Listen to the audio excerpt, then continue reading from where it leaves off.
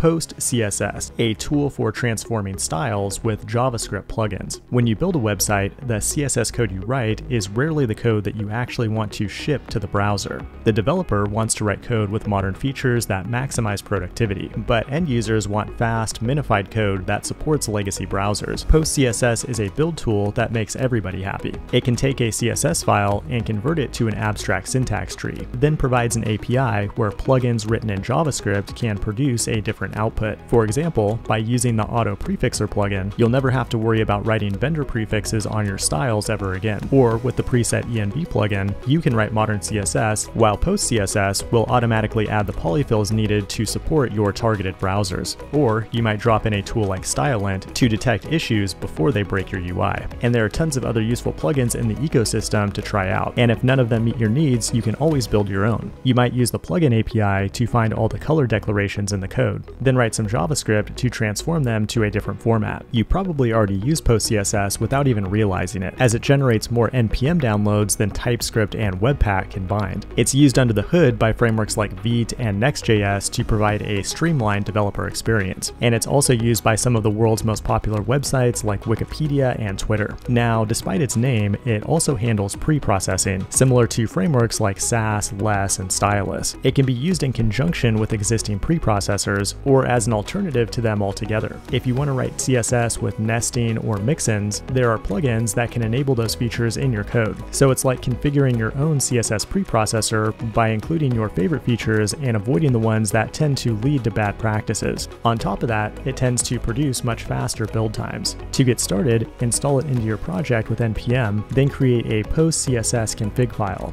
Inside of it, customize the array of plugins that you want to use. And finally, run it from the command line as part of your build process to make your styles production ready. This has been PostCSS in 100 seconds. If you want to see more short videos like this, hit the like button and subscribe. Thanks for watching, and I will see you in the next one.